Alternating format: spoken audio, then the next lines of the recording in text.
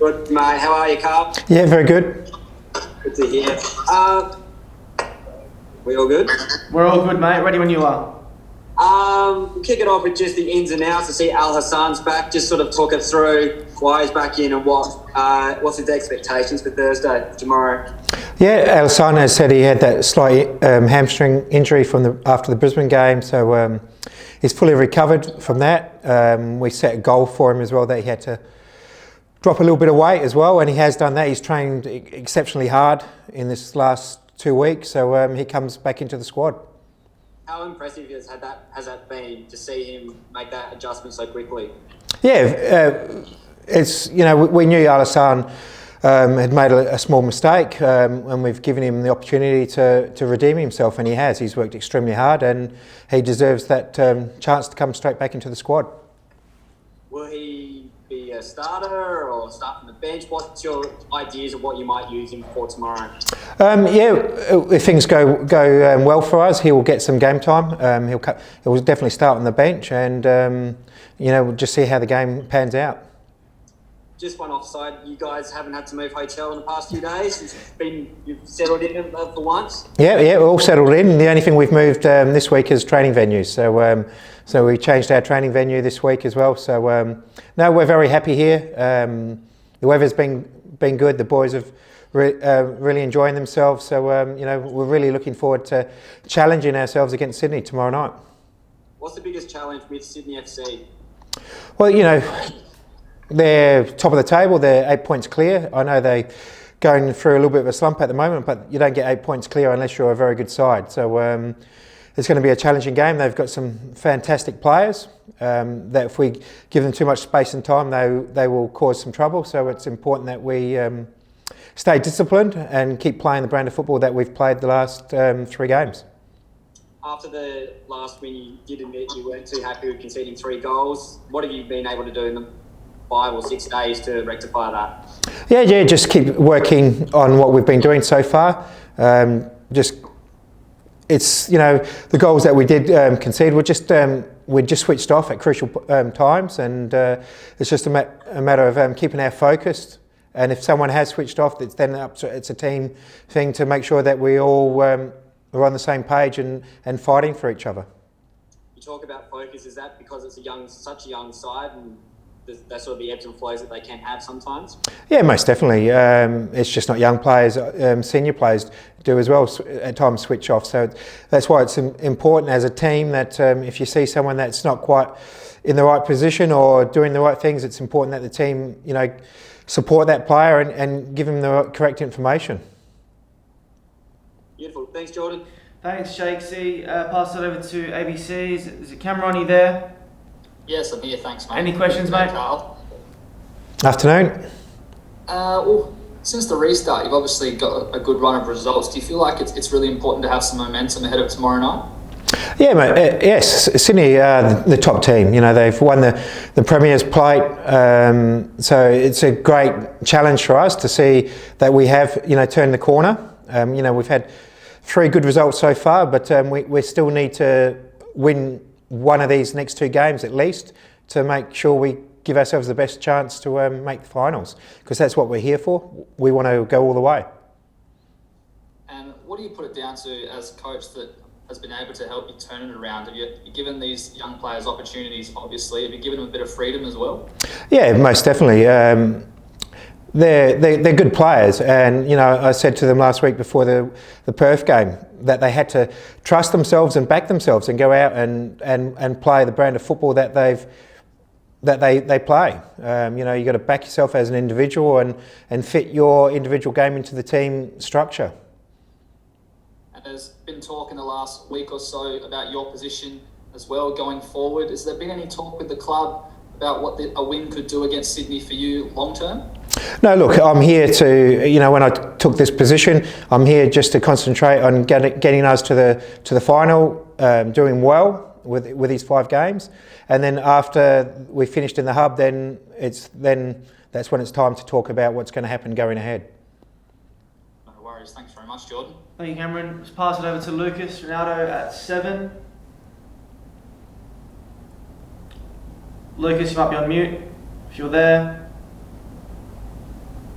about that, guys. Yep. Gotcha, mate. Yeah, but Carl, so you spoke earlier on about Al Hassan. So is it a case of he's ready to start? It's up to you whether you're going to pick him, or is he ready to start? Or Yeah, he's ready to start, but I'm going to hide no secrets. We're going to go in unchanged. The boys that are playing are doing exceptionally well, and the players that are outside have to push hard, and the players that are in the starting 11 have to keep performing, and they're performing at the moment. So I'll stick behind that starting 11. a lot of the teams during the hub period have had to rotate quite a bit. Do you think, you mentioned that you're planning on going unchanged, do you think you've been sort of fortunate in terms of being able to have a week between? I know you got Tuesday to come for your next game after tomorrow. I think you've been a bit fortunate not having to rotate as much. Yeah, but it's also the way we've trained leading into these 5 games. We haven't pushed the players really hard. We've made sure that we keep them fresh for every game, and I think the players are enjoying that in training. We don't train for long, but we make sure the intensity is high, and make sure the players are in the best shape possible for coming into every game. How do you approach Sydney then? Of course, those ladder leaders, but now are you hoping to sort of capitalise on any worries they might have about having their eye off the ball, considering they've already wrapped up the Premier's play? Yeah, most definitely. As I said, they've lost their last 2 games, so the confidence is down a little bit, I'd say, with Sydney, and our confidence is high, so it's important that we take the game to Sydney. As I said, they're a very good side, so it's important that we don't allow them to gain confidence in the game. So it's important that we put them under a lot of pressure and play our game, play the game on our terms. You mentioned a few times about just focusing on yourselves, even though other teams have games in hand and such. But if you are in a scenario where it's coming to the closing stage of the game and it's all square, do you think this is a scenario where you have to win? You can't really afford, considering that these teams have games in hand on you, to rely on other results? Yeah, I have total confidence in the players that are on the pitch at the time to do whatever's needed to get the result. We've been talking a lot about being positive, being proactive, and winning. So if we're behind, or I'm sure the players will push until that final whistle to make sure we get a positive result. No worries. I'll pass on to the next one now. Cheers, Carl. Thank you, Lucas. Jack Bacchetta, if you're on from 9. G'day, Carl. How are you? Yeah, very good. Good. Hey, just wondering, what kind of impact is it having on the standard of the competition at the moment, the fact that you're playing these games in winter? I think you can see the intensity of the game lasts a lot longer. You can play you can press for longer periods in games without having to rest. So in that way, it's been positive, and the boys are enjoying it. The same as training. You can train at a higher intensity. You don't have to have as many breaks and longer breaks. So so I'm all for the winter football. Do you think that's helping your younger players more than, say, other clubs out there?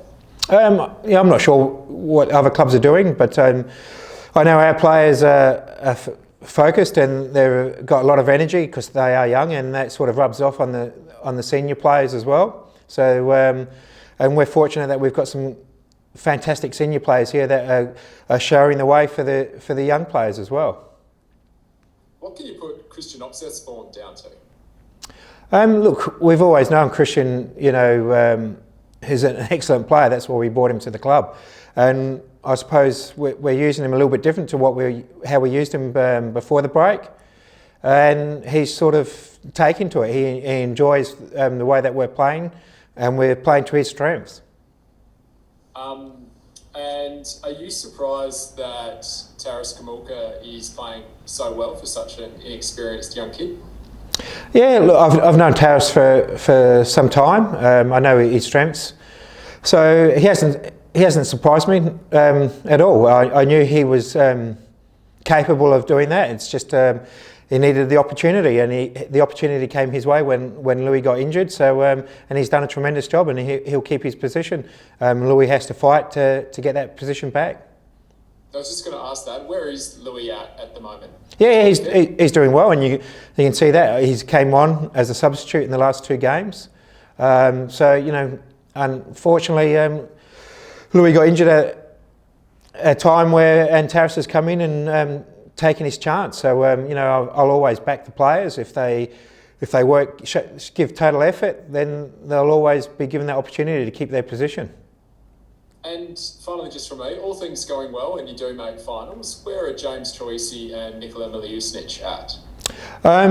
Both of them haven't started training back into full training yet. They're still going through a rehab program. I think Nikola might start doing some running maybe towards the end of next week, maybe. And James is still having a few issues post-operation.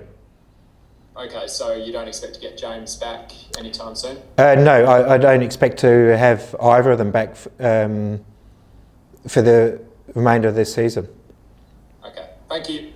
Thank you, Jack. And finally, I believe passing over to Marco if he has any questions. Yeah, g'day, Carl. You know, you were talking about the winter football just before and the higher quality, the quicker sort of, tempo. If the A-League does make the full move and go into winter and like playing a calendar year, are you concerned with the with it going up against, say, SA against the Aussie rules and on the eastern seaboard against the NRL, or do you think that the A-League can cope and do well? Yeah, I think we can cope. I think the game has grown big enough now that we can stand on our own 2 feet. It's different. You might get a few crossover supporters that support 2-3 different codes, but we just have to back ourselves. If we promote the game in the right areas, I'm sure we can get the support, because the quality of football will be better to watch, and it'd be more comfortable for the supporters to come and watch as well.